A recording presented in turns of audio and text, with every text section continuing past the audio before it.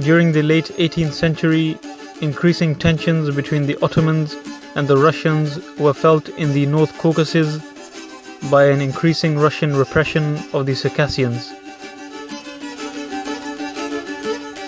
The first leader to resist Russian expansion into Chechen territory was the Islamic scholar and warrior known as Sheikh Mansour, who led a resistance against Catherine the Great's imperialist expansions into the Caucasus during the late 18th century.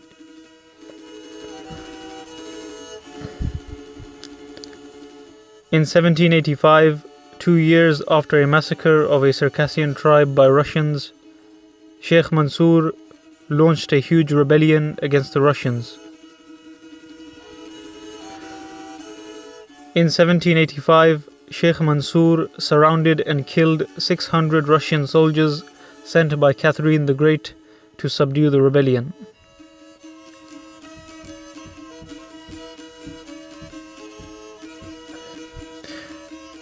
Aided greatly by terrain and the call for a holy war against the Russians, Mansour defeated 2 Russian formations before his eventual defeat in 1790.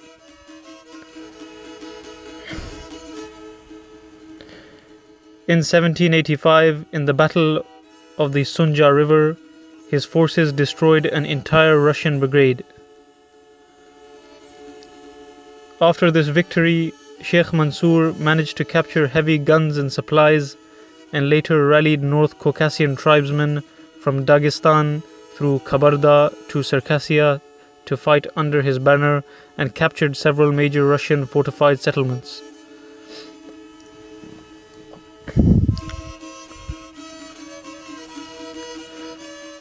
However, this rebellion was eventually crushed due to overwhelming force and the failure of the Ottomans to support him.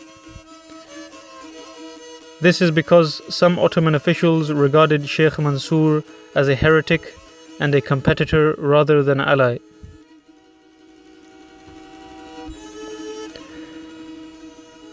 Russia's success against Mansour was achieved through the overwhelming application of military force. 25,000 Russian regular troops assaulted Mansour's base and captured the leader, sending him off to St. Petersburg.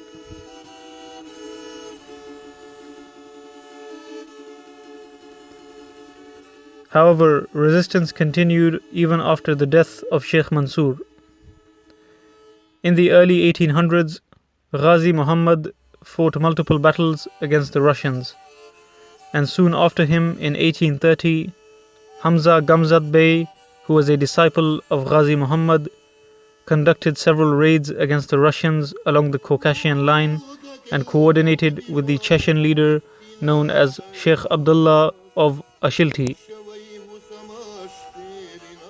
Together, they were successful in attacking several Russian forts.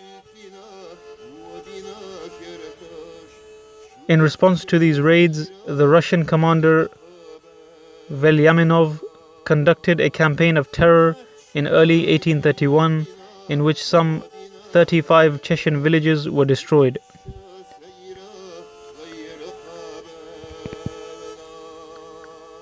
This greatly weakened the resistance movement, which, since the death of Sheikh Mansour, had been poorly organized.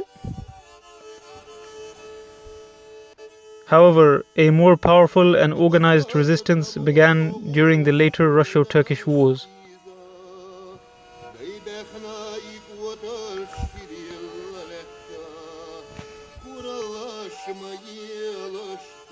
During this period, the man regarded as Sheikh Mansour's successor and held as the greatest of all Caucasian leaders, Imam Shamil, rose to prominence. Imam Shamil was a Naqshbandi sheikh from Dagestan who launched a rebellion against the Russians in 1834. Imam Shamil sought to unite the Caucasus against the Russian annexation.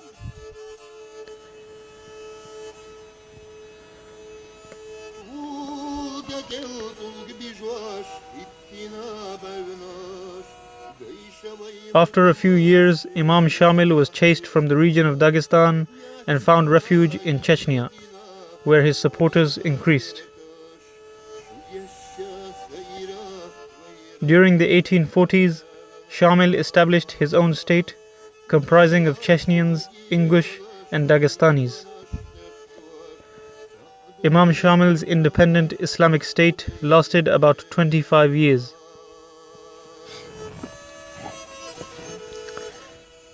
However, the state soon began to crumble due to discontent from within.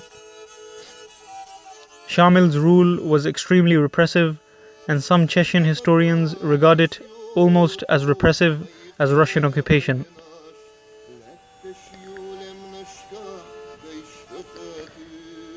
Soon the Russians reconquered Imam Shamil's state.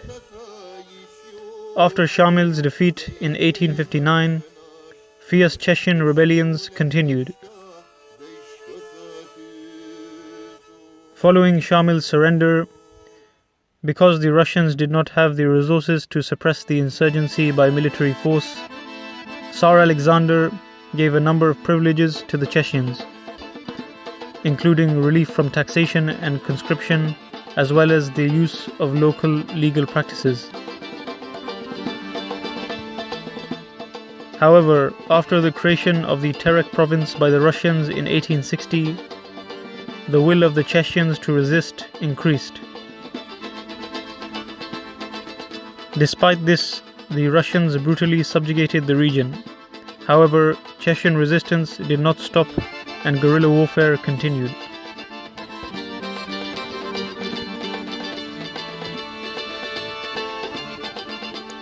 After the Bolshevik Revolution of 1917, the Chechens once again had an opportunity to overthrow the Russians.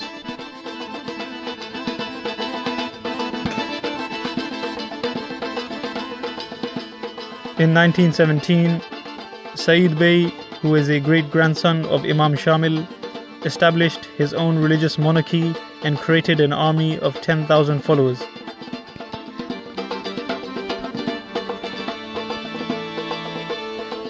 Initially, the new communist government helped him gain autonomy, and in 1921, Joseph Stalin made a deal with the Chechens which granted them autonomy as long as they recognized Soviet rule. Said Bey agreed, and therefore violence in Chechnya stopped for a few years.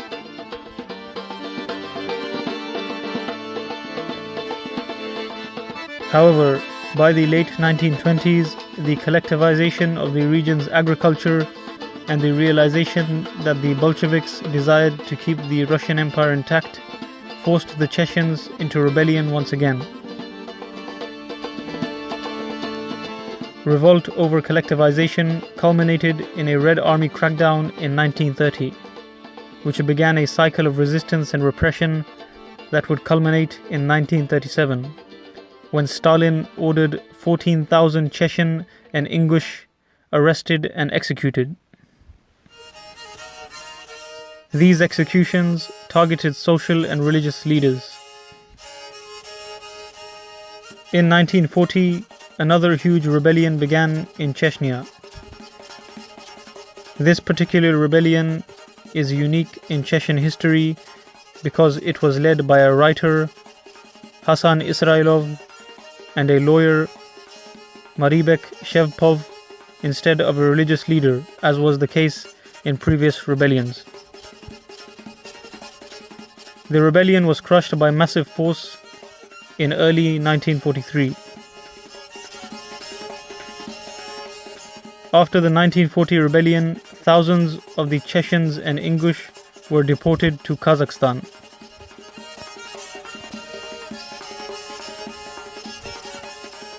In August 1958, tensions erupted once again after the killing of a Russian sailor by an Ingush at a dance party in Grozny. The incident brought 4 days of unrest and racial riots. Russian residents pressed for the re-expulsion of the Chechens and randomly beat and killed those with Caucasian futures. Order was restored only by the introduction of Soviet troops.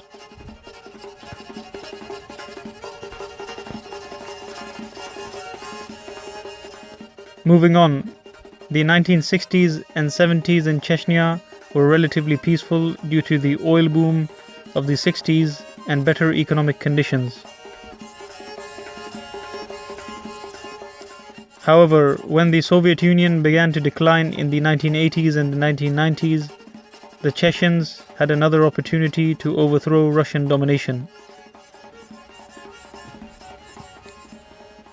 A coup occurred in 1991, resulting in Chechen nationalist Zokhar Dudayev seizing power of Chechnya.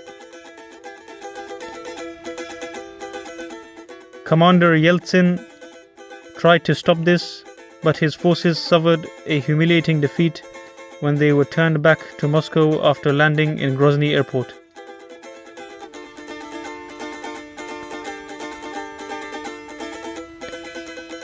Moscow turned its attention back to Chechnya in 1994, when it launched a full-scale invasion. The war lasted until 1996, when the Russians conceded defeat and withdrew from Chechnya.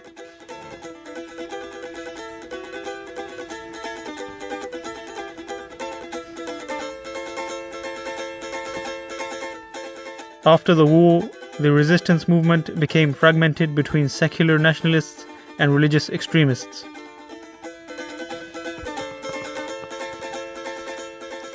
While this was a period of de facto independence for Chechnya, terrorist attacks and clashes still occurred intermittently. It was one terrorist incident in Dagestan, orchestrated by Arab and Chechen militants, which led to the Second Chechen War in 1999.